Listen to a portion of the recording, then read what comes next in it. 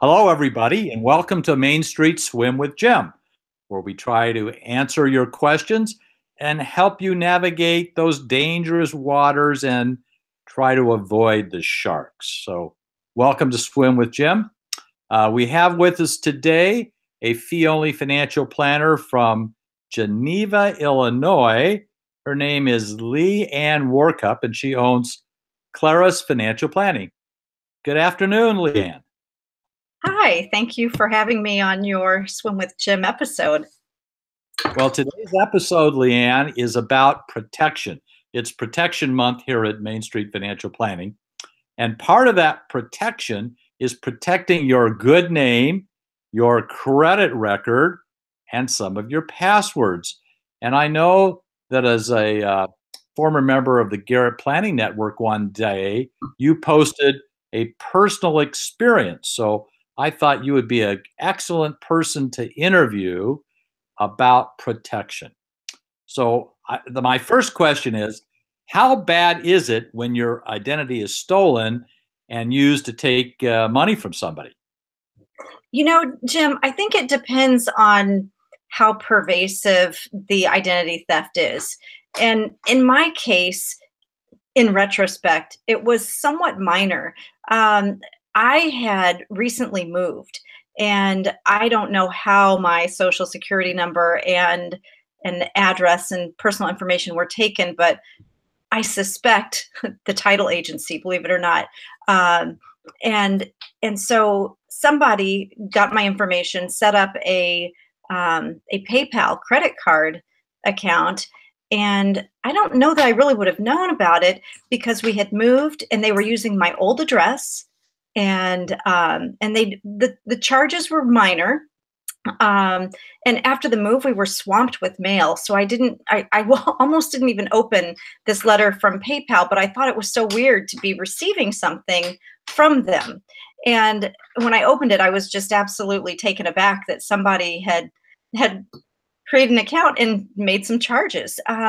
So first thing I did, contacted the PayPal and said, "Hey, this is fraudulent." They put me right in touch with with their fraud division, and that kind of got things rolling. I have heard from other people, though, of much more difficult situations where thousands of dollars, multiple accounts, very difficult to clean up some of the damage. But in my case, it was just the one account. It was small. It was quickly resolved, relatively speaking. And so, besides contacting PayPal, is there anything else that you did?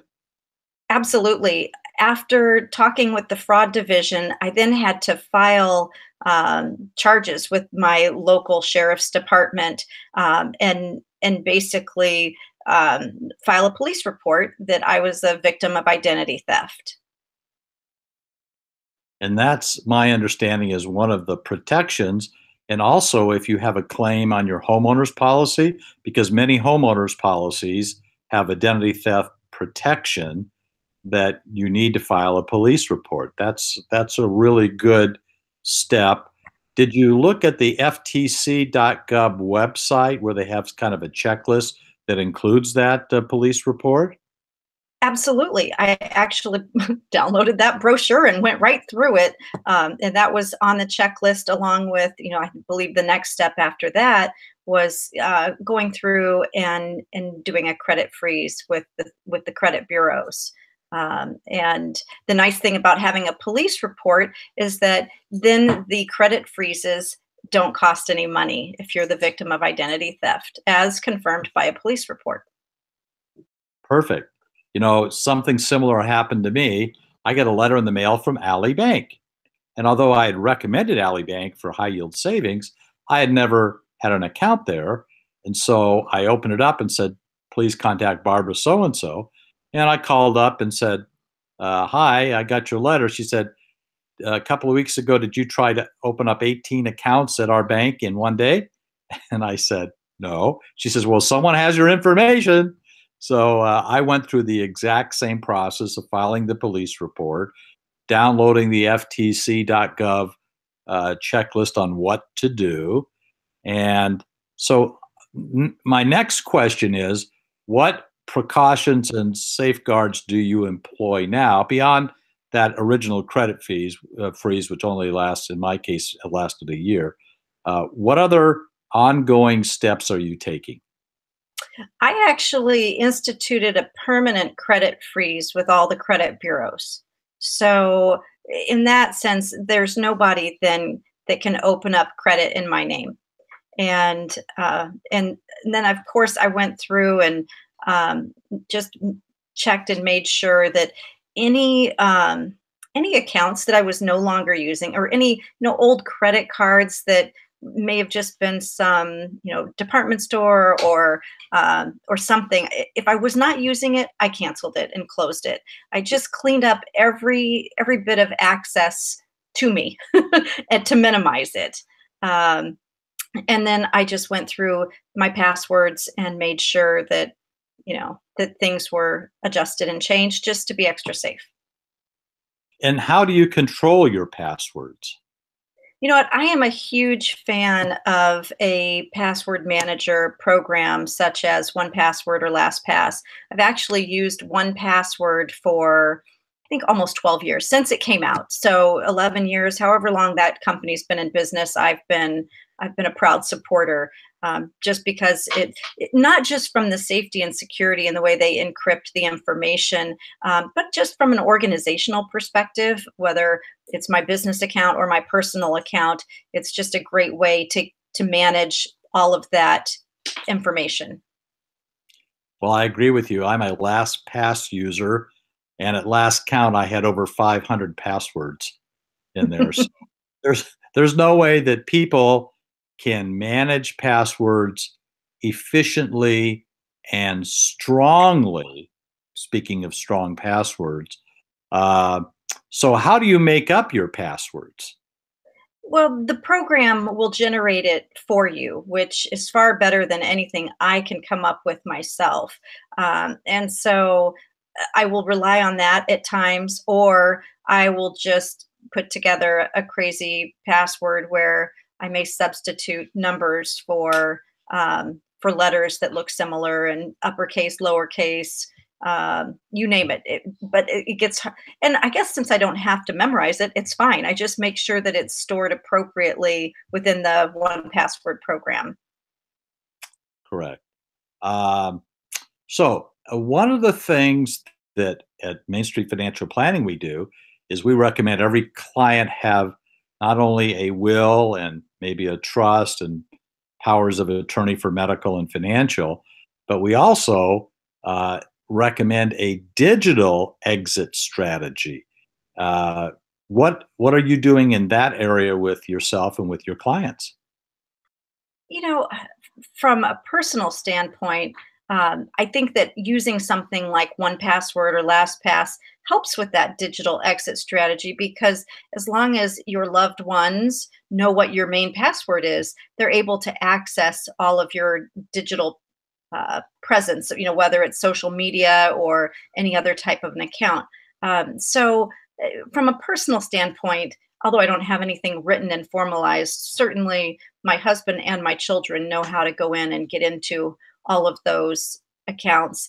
And from a client standpoint, it's actually just something that we're starting to talk about. I've been really focusing on the Password Manager program because of the way it helps then bridge that gap for that digital exit strategy. But I haven't so much focused on the actual digital exit strategy. That's obviously something that needs to be a target for 2018.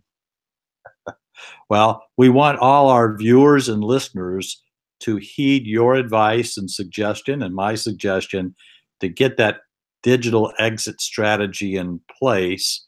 My best friend, who worked for the National Security Agency and was one of their computer experts, I had his envelope in my safe, and he had my envelope in his safe. And unfortunately, I had to give that envelope to his son. But we were able to take down a lot of, and as far as I know, all of his digital accounts, so no one could get in and do some damage. In the old days, people used to read the obituaries and they would go rob a house during the funeral.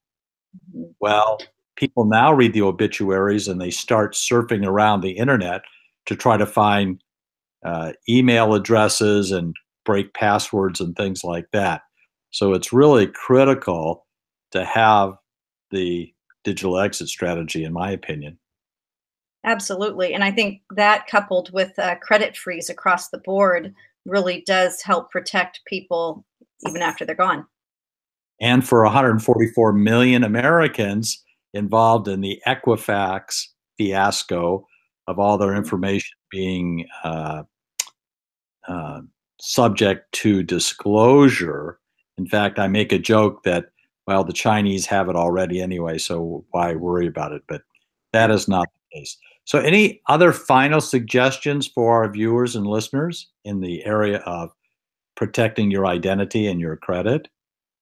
Well, certainly if they've not done the credit freeze, they need to get on it. And before they do, they should do their annual credit report, they get their free one, and really make sure nothing is out there. And then one more thing I really focus on with all of my clients is that they talk to their parents, if they've got parents in their 80s or beyond, to ask what they're doing, because I think one of what I read was that some of the highest incidences of identity theft is with senior citizens and with college students. So I need my clients to be thinking about their parents as well as their young adult kids with this information.